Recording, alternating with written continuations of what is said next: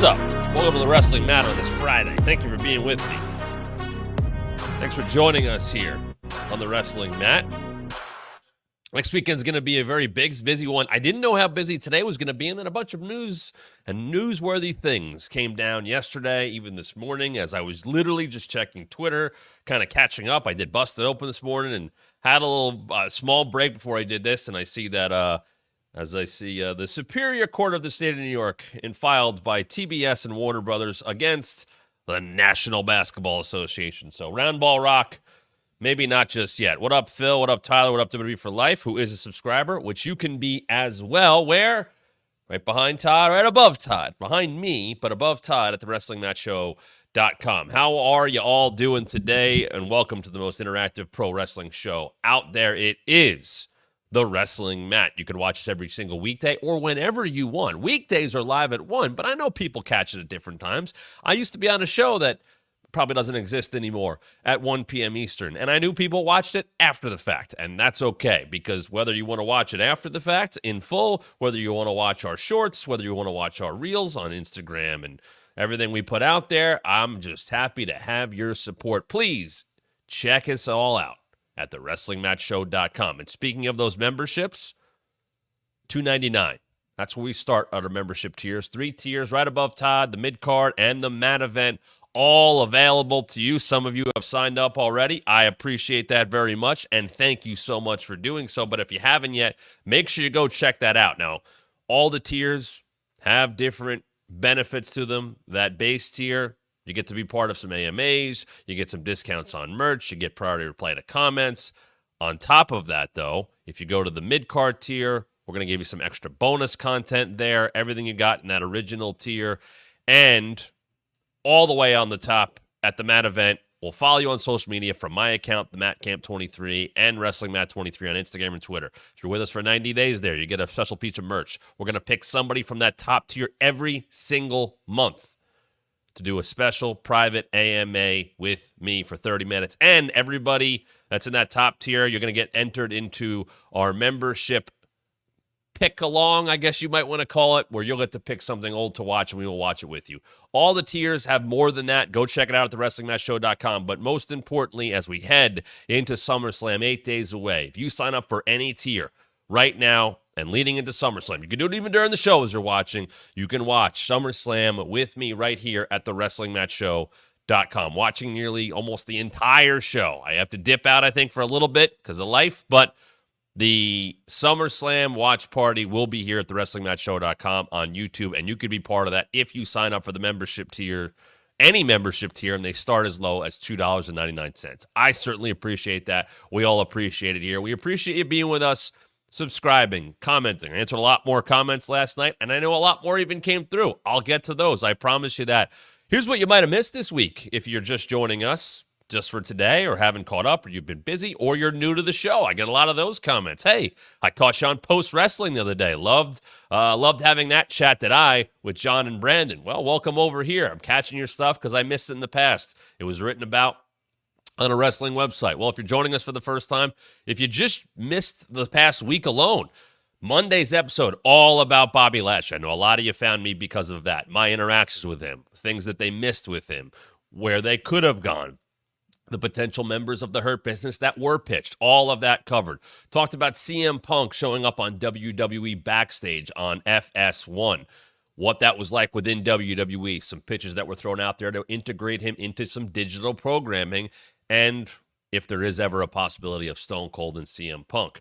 Talked about the WWE partnerships and why, yes, they are getting something out of it, and they will always get the most out of it, but what does it mean to what they want to do globally? And what about those other companies? What are they getting out of it? I talked about that actually a lot this morning with Nick Nemeth and Thunder Rosa on Busted Open. Also, talked all about blood and guts yesterday. That was a very fun match. Some things I didn't like, a lot of things I did like, but certainly AEW heading in the right direction, heading into All In. Now, let's talk about All In. Let's talk about who was involved at the end of that match the other night. Jack Perry. And yesterday, in the afternoon, the baddest man on social media, Drew McIntyre, posted a picture with the scapegoat himself, posted a picture with Jack Perry. What do they have in common? There it is. Now, I don't know if it's been confirmed because that picture we had to screen cap because it got taken off of Drew's social. I'll get to that in a second. Was this because they were in Nashville this week? Because that's where Drew lives. Was this because it's an old picture? Whatever it may be, it didn't matter. It was Drew McIntyre and Jack Perry. Basically the last two major opponents of CM Punk. That's what it comes down to, right? And Drew posts that picture, and yes, it's real, cry me a river. He plays right into the stuff with the broken glass and Jack and it got people talking. Right there, it's a dub for Drew. It's a win for Drew McIntyre, okay? It furthers the feud. Think of what he said the other day. That new Punk shirt out and Drew McIntyre's name is on it again. It's the second time since Punk said, I don't have to put somebody else's name on a T-shirt to sell them, that Punk has a shirt with Drew's name on it. And he said, yeah, this is aging as well as, hi, Cole Cabana, how you doing? Now, I will say this, as I brought up the point that Punk has made some references not quite as direct to AEW. Oh, there's fans behind the camera and, you know, the fighting or whatever. He brought that up there and attributed to the troops, and nobody reacted to it. You got to know your audience. If you're in a smart town, you're in a Philly, you're in a New York, you're in a Chicago, you're in a Boston, they might get that stuff a little bit more. But when Drew has been doing it, he's been doing it on social media.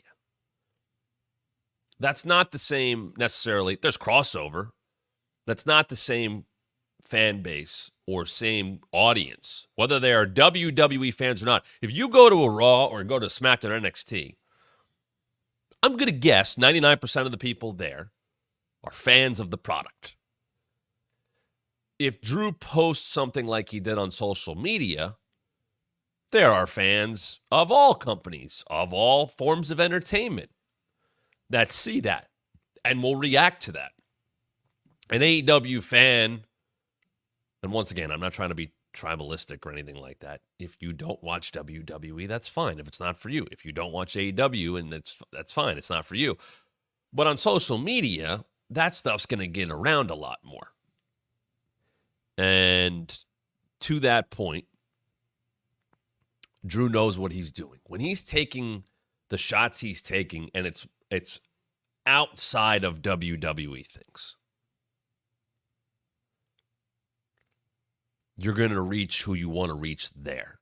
The references Drew makes on television, he might talk about Larry the dog, and I can't believe I'm saying this in a serious voice, but Larry the dog, or it might be about AJ, or it's stuff that's happening that the audience that's there is going to know about. But on social media, the T-Pro just said it. Social media finds its audience where shows have the audience come to them. Exactly. If you're on the For You page and you follow wrestling and you follow a bunch of AEW stuff, there's Drew's. Hey, is that Jack Perry with Drew McIntyre? You're going to see it, and you're going to talk about it, and you're going to engage with it. And that's what Drew wants. If you remember at the beginning of this year, late last year, when Drew's change in character, when he was, and I guess you could say he's a heel. I still think there's shades of gray. I think there's levels of, and I said this to him, and I've said this on this show. Drew to me is Brett 97, Diesel before he left for WCW. If you're with me, okay. If you're not with me, then I don't need you. And I still think Drew's like that. Sure, Punk's the babyface, Drew's the heel. Some people disagree. And that's good. That's what they want. It's hot. As long as some people think one's a babyface and some people think one's a heel and vice versa, that's all that matters. As long as people care. There's so much gray area and crossing of lines. It's getting people talking, which is exactly what that post did yesterday. And then it got deleted. Now, I know nothing about why it got deleted. It could have been deleted because WWE, someone high up, said, nope, don't do that. Or it just got deleted and you have to wonder, which is what we're all going to do. And I hope that doesn't come out. It got deleted because it was up long enough. It was still captured. I talked to Nick Nemeth, the former Dolph Ziggler, this morning. He said, I've said stuff like that before and take it down. And then people wonder, did he get in trouble? Because then it becomes hotter. Great example I always think about when stuff like this happens. For those that don't know, well, they're all back there. When the Michael Jordan sneaker came out, the Jordan 1, the black and red one, it was banned by the NBA because of the color scheme, and there's a whole story about that. It was banned, and Nike put out an ad that just said banned. And then, 30 years later, the anniversary shoe had that same thing. This is the 30-year anniversary. This is the Jordan 30. It said banned. And why was that a good thing? Because it seemed like it wasn't supposed to be. It seemed like, wait, if they don't like it, was anti-establishment. They don't like, I got to have that shoe. It becomes more important. If something gets deleted, it's, wait a minute. Was Punk pissed about that? People know Punk's reputation. Was he mad about that? Did they take it down? Was that going too far? Did the company not like the fact that Drew McIntyre is posing with a guy who was seen at the end of the main event the other night? That Punk has history with? Or did it just get pulled down because it did its job, and by pulling it down, it created that much more? Some of you say, hey, it's 100% of work. And it might be. And maybe there have been things that have bothered one guy or the other. The bottom line is there's money to be made. And they're doing it. And I absolutely think it's the hottest thing going in WWE. And we'll get into Cody and all that stuff later. Some people are there. T-Pro. Babyface to me is Drew. Punk is the heel. I agree. Punk has cost him the world championship 3 times. Physically. 3 times. So sure, Drew's getting his comeback. Drew's getting some revenge. But Punk has done it 3 different times, including in his own home country. Physically, he has screwed him over. He did it at WrestleMania. He did it in his home. Punk's stuff, physically, has meant more than Punk getting hurt in the Rumble or Drew going after him again. Punk's stuff has cut deeper. Drew's social game has cut deeper than Punk's, because Punk's not on there, really. If you notice, he never gets tagged by WWE on his Twitter, because he doesn't use it publicly. I'm sure he still looks at it. He knows what's going on. He's very tapped into all that stuff. But Punk's done more to mess with Drew to me. So having said that, what Drew's doing is great. And you have to go back and forth. And I don't think Punk cares if people boo him or if they cheer him. You just want to get a reaction. When you do heel or face, people don't necessarily know who to go with. This thing, it might switch by the week. I thought Punk was more of a dick this week. I like Drew more. Wow, Drew. He left Punk laying bloody in Chicago. I think I like Punk now. And there's going to be people that stick with their guy no matter what. But no matter what, everybody's talking about it. It's a very hot feud. And the best thing about it, when you do something like you did yesterday, on a Thursday, they haven't been on TV in 3 days. Drew and Punk haven't been on TV or haven't made some kind of major appearance in 3 days. And yet, they were the talk of the wrestling world yesterday. They're still the talk of the wrestling world today. That's good work. That's 0 bumps worth of effort to get the reaction that you want, to build to your show the correct way. And not everybody can do this. You have to pick your spots about how inside you go. But on Twitter, you could do it a little bit more.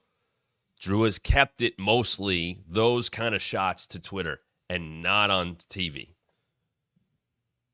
And gets Punk to react to it, or Punk will talk about it.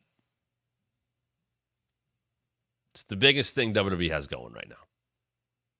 Just in terms of reaction and interest, I think it is. I'm excited for this. You throw Seth into the mix, as I talked about, maybe got rushed back. There's no reason to have him work. He's still in the middle of the story. He still doesn't like Punk. Punk messed with his title shot. Punk cost him the title, maybe indirectly, and a Punk apologized and took it back. They hate each other. They'll always hate each other. Someone whose name is not there said, I disagree. Liv Rhea Dom is the hottest thing. Haven't talked about that in 3 days. That is limited to television for the most part. Yes, they post social media videos. Yes, it's doing well for Raw. Punk and Drew continues past Monday because Punk and Drew make sure it continues past Monday. That's not to take away from Liv Rhea Dom. Very strong as well. I will tell you this. Love stories, if done correctly or even done even average, always click well. Always draw YouTube views. WrestleNomics has that ticker. When they hit 1 million, there you go. The Liv Dom stuff, I think, is Liv Rhea Dom stuff is some of their stuff has hit 1 million back-to-back weeks on YouTube. So yeah, that's working too. I agree. But I think the conversation, as it should, right? Because Liv Rhea Dom is a straight-up wrestling. It's all story. Drew and Punk is story, but they're pulling in elements of real life into it that make it more saucy, make it more interesting, get people talking from both companies. That stretches past Monday Night Raw. And not everything needs to do that. But that's what they're doing, and that's why it's working. So shout out to Drew. I don't know how AEW felt about that. I don't know, if Jack Perry knew when that picture was going up or whatever. Or when it was taken. But man, Drew and Punk are certainly getting a lot out of something that happened in another company. That was the impetus for Punk exiting AEW. And that's very impressive. It's free promotion. I'm very impressed by that. And Drew's doing the best work. Nick Nemeth said to me this morning when we were doing the show, he said, Punk getting hurt's the best thing that happened. And he's 100% right. And I've said this over and over again. I don't need Punk wrestling on TV every week. I don't need him wrestling on TV on TV every month. I don't need him on every PLE. Punk's going to make money with the microphone and not wrestling. You want to make his matches mean as much as possible, just like when Brock wasn't around. Paul Heyman was his proxy. He carried it. He was the one that got you to the pay-per-views. Yeah, Brock would pop up here and there, but it was about you needing to wait to see Brock and making him, that's what a special attraction is. I think Punk is a better special attraction than as a weekly television character at this point in his career. You don't know what he's going to do. You don't know what he's going to say. I don't think his matches matter as much. He's been beat up. He worked, a week and a half of matches and got hurt? It happens, whatever. I'm not like holding it against him. It happens, but it has happened. His body has unfortunately failed him a few times in the last couple of years, whether it be AEW or whether it be the run in WWE that lasted less than a month in the ring. But it's about picking your spots. And for 7 months, they have built a story without a match. And the Rumble is the only match they had. And, we know what happened in it, but it wasn't about doing other matches in between then. It's a masterclass in how you can do things the right way and do them without bumps and absolutely build to a match. Nick said this. I'll keep bringing this up because he made so many good points. My goodness, that guy's brain is great for wrestling. I love talking to him. Hopefully getting him on the wrestling match soon. But he said this is very much like old school WWF in the 80s. There's 4 pay-per-views a year. You had to stretch it out. That's what they're doing. Had to. Reminder for those of you in the comments, and I'm reading a lot of them, but you have something you want to get to the front of the line, something you just want to make sure I definitely see, throw us a super chat. We certainly appreciate those. We'll probably be doing other giveaways as it relates to super chats coming up, but super chats always get you to the front, and we kind of stop the show, and not stop the show, but make sure you're featured on the show. So make sure you check those out. Make sure you check out our memberships for those joining at thewrestlingmatchshow.com. Starting at $2.99, they will get you into SummerSlam, watching it with me here at thewrestlingmatchshow.com. Good comment, though, from DNC Digital. Also imagine that fans hate WWE. Fans that hate WWE, hate AEW, are glitching at the sight of 2 wrestlers from opposite companies enjoying each other's company. Yes. I guarantee that the talent in WWE's locker room is 100% rooting for AEW to get a new television deal. And AEW wants WWE to be strong, so they also have somewhere to go if they're... You want that. You want more play. And they also have friends. I have friends at both places. How many times have I said on this show, I have people from both companies coming to my wedding in a few months. Root against each other. You might want to say, hey, I'm going to be better than them. I want the competition's good. Hey, there was that blood and guts match on Wednesday. We got to outdo that. Good. That's what it should be. It's not hate. You want places to go. You want things to thrive. You want to see your friends do well. You want to have more places to work. You want to have fans to... You know what? That idea of, yes, a rising tide raises all boats, ships, whatever. I do believe that if WWE is hot, and then if Dynamite can put on good shows at the same time, you want that. It's why the Monday Night Wars were fun. Both shows were pushing each other to be better. Now, it ended with somebody going out of business. That's not the case this time around. There is more than enough room for WWE to flourish at the highest level it's ever flourished at right now, and for AEW to flourish and make money and give people somewhere to work and give fans more to watch. I said that blood and guts is not a match we're going to see in WWE, and I meant it as a good thing. That's where AEW can set themselves apart. If you're going to be the alternative, and you don't have to be the complete alternative, but if you can offer some different things, hey, what's that? Wow, that's a different... What the hell is that? What is a coffin drop? You see that? I don't care who you are in wrestling. If you take away the logo at the bottom and the channel you're on, if you see Darby Allin do that, I don't know who is going to go, that sucked. That looked awesome. I hope people who never saw Darby Allin before got to see that on Wednesday.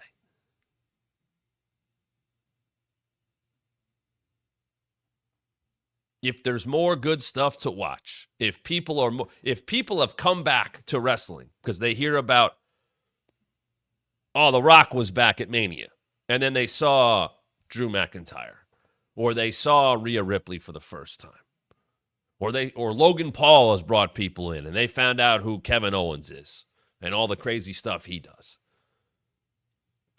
If it's bringing people back in, there are people who go flip the channel because they haven't watched wrestling forever and go, is this WWF? And it's AEW. But if they see it and they like it, that's all that matters. That's a good thing. We got more stuff to talk about. Now, as they bring up the TV deal, as about 45 minutes before we took air, I said that TBS and Warner Brothers have filed a lawsuit against the NBA because NBA is saying, well, you didn't exactly match what Amazon offered for a TV deal. Amazon can offer more. It's not just about the money. That's where we're going. So they're filing and they're saying, nope, we disagree. We matched it. So that goes to court. And I don't know what's going to hang hang out there or how it's going to drag or whatever. But Tony Khan was asked about in his media call for Death by Dishonor tonight. Death Before Dishonor, excuse me. About, the TV deal. And listen, you can ask that question so many times. He's not going to break the news on a media call. You can try to get some kind of, we're getting closer. And he said, which was interesting, that he doesn't understand why WWE media has been talking to actual media, wrestling media, WWE PR, I should say, not media, WWE PR, talking to wrestling media, saying the deal is done. They're meddling in something. They have no need to meddle in. And he doesn't understand why that happens. And people go, well, why? That's why he talks about the other company. Tony saying a couple things here and there is a hell of a lot different than WWE PR lying to wrestling media, to a lot different than WWE PR making a point to give certain people who are happy to get an email from an at WWEcorp.com account, the Fast Nationals, that don't mean a goddamn thing. They don't. That's the battle they're fighting. So I understand why he's like, why are they doing that? What's the point of this? It's what they want to do. Shout out to, I don't know your name because you're not there, but thank you for becoming a YouTube member. Welcome. Welcome to the WrestlingMatchShow.com as a member. And I think somebody else said that in there. If you go to the WrestlingMatchShow.com, takes you to our YouTube page, go to the community. You don't have to be a premium member. You just have to have a YouTube login of some way, shape, or form, and you can could become a member. So whoever that was before, if you're not sure and you have any questions, head to the WrestlingMatchShow.com or email us at the WrestlingMatchShow@gmail.com. If you have questions about memberships or anything like that, go ahead. Wrestling journalists is also simply bloggers. There's no wrestling media proper. No, I disagree with that. I don't think there's a lot of credible wrestling media in the way journalists are in other sports or entertainment or news. I was just on with John Pollock the other day. I think he's fantastic. I think he's level-headed. I think Brandon Thurston's the same way. People put out the ratings thing like, why do you? There's just arguments in his comments when he has the ratings. He's just putting them out there and he's putting in work. And hopefully that does enough to drive people to WrestleNomics or to go to Post Wrestling.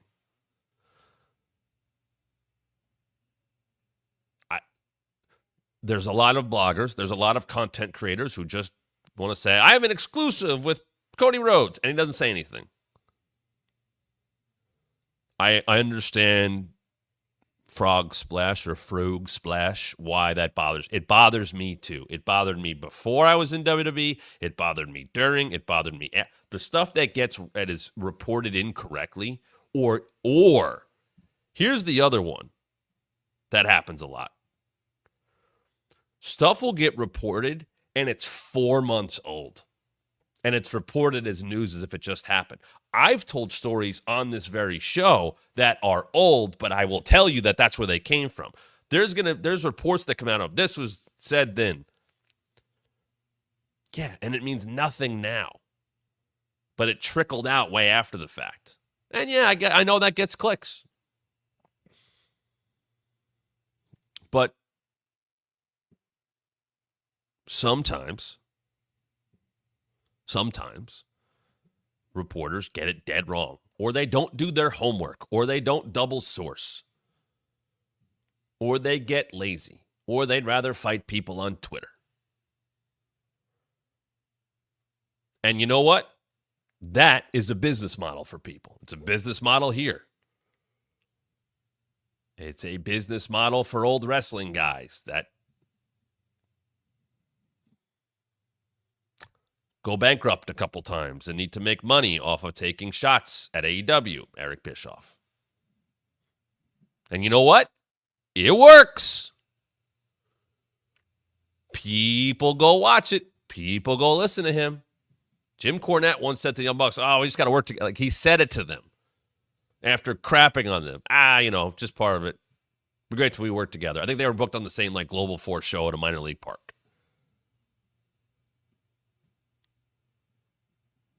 It's a gimmick. It's a gimmick.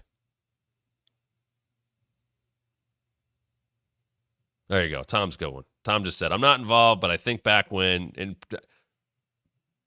Tom and I have a lot of wrestling friends in the business. I'm not involved, but I think back when Punk yelling at Regal at AEW broke as this huge scandal. And I had heard it a year earlier. Telephone could be a slow game.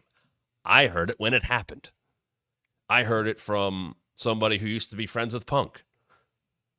I heard it from a couple of people at AEW when it happened. I worked at WWE at the time. I have nothing to say about that. But that took a long time. Tom's right. That story took a long time to get out there. And I'll tell you something right now. And I don't necessarily fault them for this. But there are journalists that get stories or know about things or know about rumors that get openly talked about. Openly talked about by the fans. But if there's no concrete evidence of them, or there isn't a way that they can be reported correctly, then they don't get out there. I talked with people about that very Punk Regal story for a very long time before it finally got out there. And why did it get out there? Who knows? Did it make Punk look bad? Did it make Regal look bad? I wasn't there. Someone said, Rob Dog, Cornette's not a gimmick. He is a gimmick. His life is a gimmick. It's a money-making gimmick. Yes, there's things he believes in, but also he knows to turn it up a little bit past that.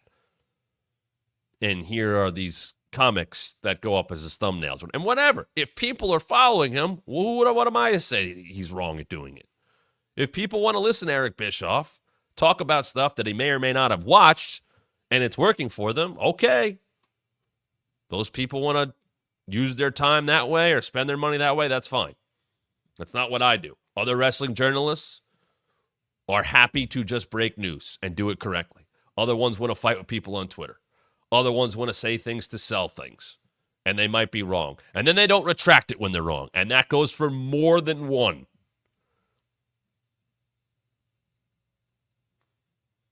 I'm just saying, think about where stuff comes from. Because some people who get stuff dead wrong then report something later, and then it becomes a headline because it's a good-looking headline. I've seen that. I've seen people get stuff dead wrong. They don't retract it. They were wrong. And then the next time they report something, which may or may not be true, guess what? It's a good headline. It goes on Reddit. It goes on Twitter. It goes on an article. Coming from outside to inside to back outside again, sometimes you got to take things with a grain of salt. And also realize that the wrestlers, that the companies know ways to use the media to their advantage. And some media will be happy to take that and run with it and go with it and get work themselves.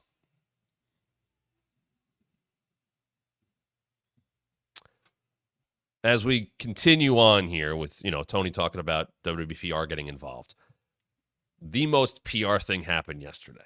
WWE Gorilla Position puts up a thing. Wait a few hours, we're going to have news.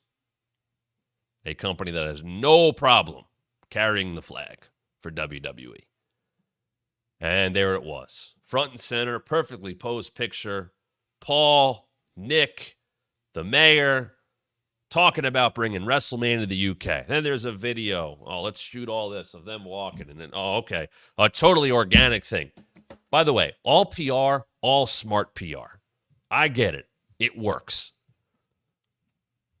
And Hunter talks to the media and sidesteps the question about Bobby and says, we're open to having Brock come back. Why did he go away, Paul? What do you mean come back? Where did he go? What happened? But let's focus on WrestleMania in the UK and when that's going to happen. Let's talk about it. Sure. And I hope that happens, by the way. I 100% hope that the UK gets a WrestleMania. That would be a hell of a crowd. It would be a lot of fun. And it's another way for wrestling fans who have had to travel over to America or to Canada to go see WrestleMania. Now it comes to them. The voices that they bring, the enthusiasm that they bring to these continental United States shows, whatever you want to say, the across-the-pond shows, it is added. I've talked about, the Mania, Raw after Mania. It's not the same like it used to be, but, man, those were European soccer crowds, football crowds, whatever. It's a great energy. WrestleMania in the UK would be friggin' awesome. I hope it happens. But you can be damn sure that meeting and those pictures and that news broke on July 25th for a reason. Because in less than 1 month, AEW is going back to Wembley. And last year, they did unbelievable record-setting ticket sales. And they have that. They have that.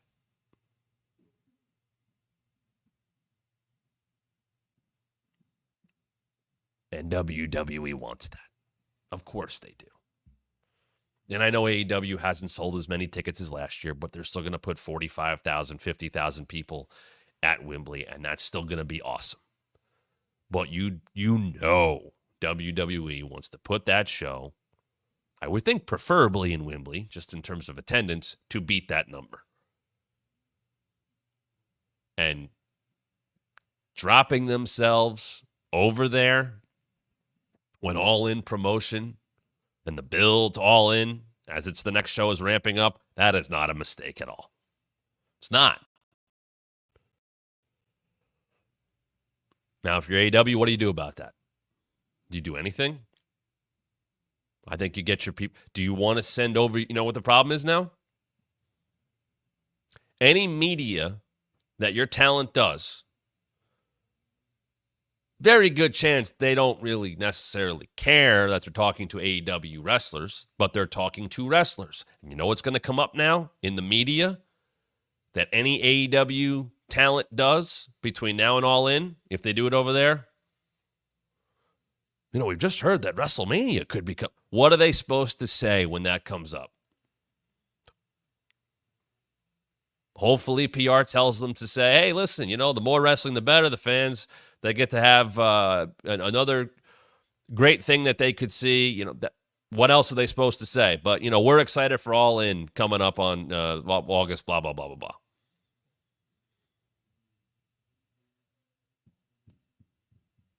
It's going to now come up. And WWE knew exactly what they were doing. And you know what? I can't knock it.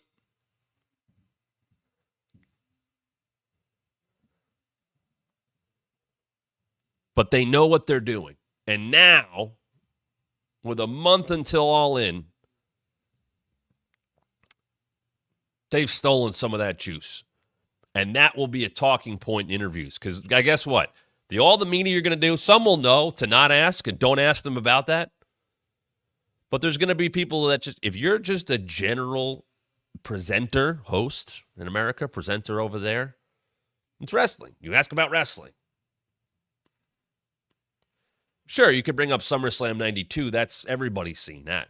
But to bring up then the other company bringing their biggest show over, that's going to be a talking point. And presenters who don't necessarily know the difference or care, and they're just trying to interview somebody because they get thrown all kinds of different people that they have to interview all the time, that's an easy question to bring up.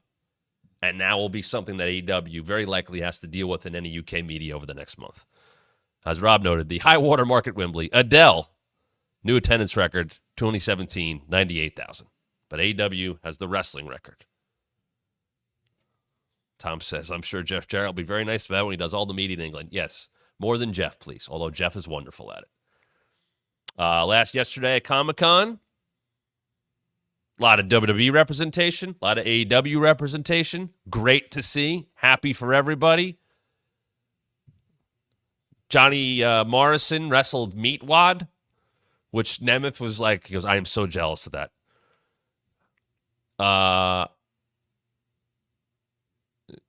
You got Willow and Orange wrestling, all like that. All those are good signs for AEW and Warner Brothers partnership. But they took advantage of it, and they had Mercedes do a surprise. She came in as Poison Ivy. You had Camilla's bane, and they set up Britt and Mercedes for All In. Good job. Way to take advantage of it. Perfect. Match is now made official. The connective tissue on the in-between days. Very good stuff. Orange Cassidy versus Mr. Frog. Yeah. I love it. I love it. So one more thing I wanted to address. SmackDown's taped tonight. I'm not going to get into spoilers. But I did want to address what I think could happen at SummerSlam in terms of Cody Rhodes and Solo Sikoa, which is now official. They didn't announce it officially. I don't know. But it's official. We know that now. Everybody is going to expect Roman Reigns. Probably not The Rock. I think that ship has sailed, at least for this time. I just feel like it's going to be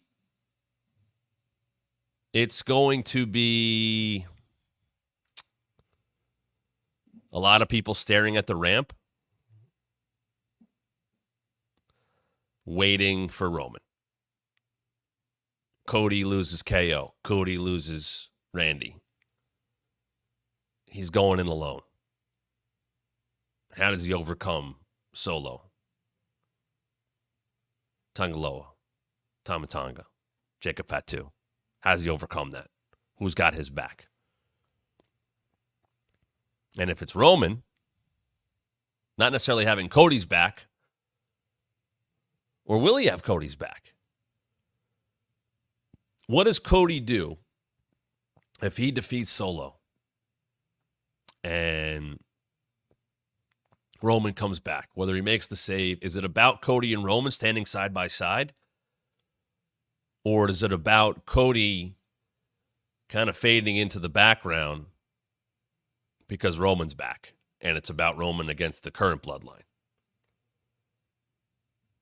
I think they have to be very careful about how they present Cody Rhodes. Cody won't lose any fans. I'm not saying that. He's still going to be very over.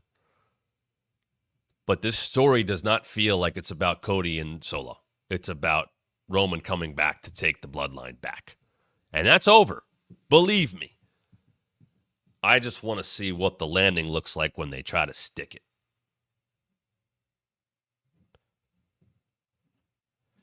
If Roman comes back and costs Solo, how does Cody feel about that? If Roman comes back and saves Cody, is he saving Cody or is he fighting against the bloodline? Does Cody remain in this story? Or does we go one way here and one way here? Somebody just mentioned Cody needs a new non-bloodline opponent. What's the separation? The other thing is, does Cody just beat Solo straight up? It's SummerSlam. This company knows what they're doing. They know what people expect. They want big things.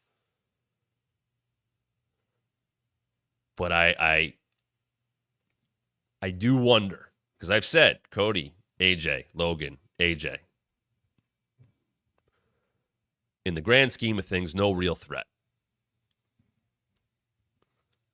No real threat to Cody's reign. Always tough to book opponents for first-time babyface champions. And now it's back to the bloodline. And Solo did pin him at Money in the Bank. And Cody now has Solo, because of course he wants Solo, but it's still more about Roman coming back. So where does Cody fall in that? You don't want Cody to be a background player. You got to be careful of that.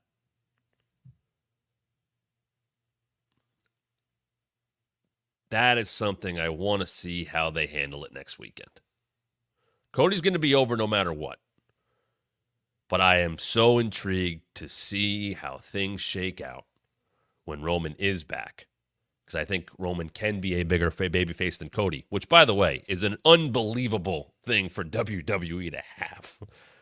To have a ready-to-go, now is the time, Roman Reigns massive babyface run. And to have Cody on the run that he's still on that is still very hot. To have both of those things at the same time That has only happened a handful of times in history.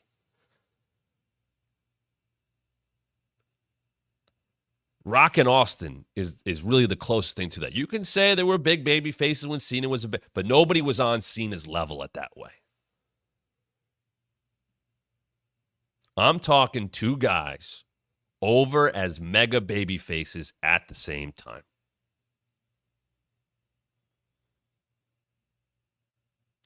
WWE will have that when Roman comes back. They also have two shows. And they have a brand new partner in Netflix, and they have a longtime partner in NBC Universal. I would be thrilled to have either one of those guys. Demolition Worm, I can't believe I'm looking forward to a Roman face front, but that's exactly how it works. It should have been like this a long time ago. You pushed him down our throats. People didn't necessarily want him. You didn't get him at the level you wanted to. Then he turns heel. He's awesome for 3-4 years. He becomes someone that is so dominant, you have to like him, even though he's still a heel. And so what happens? When he comes back, absence makes the heart grow fonder, and people are so fond of Roman Reigns, and they will be so fond of him when he comes back, and he's a babyface, and he goes after the people that may have done him wrong or turned against him or left him behind. And you still have the super over, all-American, shaking hands, kissing babies, signing autographs, replying to tweets, making sure people get to the show, Cody Rhodes. They're different, but they're both massive. Do you put them together, the new mega powers? Do you keep them apart? It's a hell of a problem to have. I am just very intrigued to see where Cody lands at the end of SummerSlam and what the spotlight looks like on him versus the bloodline, including Roman. But a good spot to be in for the company, and a good spot to be in for you, is at thewrestlingmatchshow.com. Subscribe, share.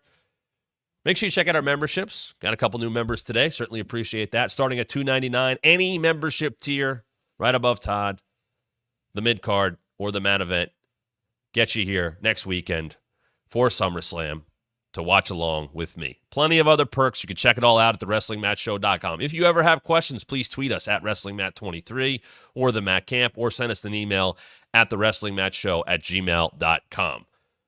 So that wraps it up for this week.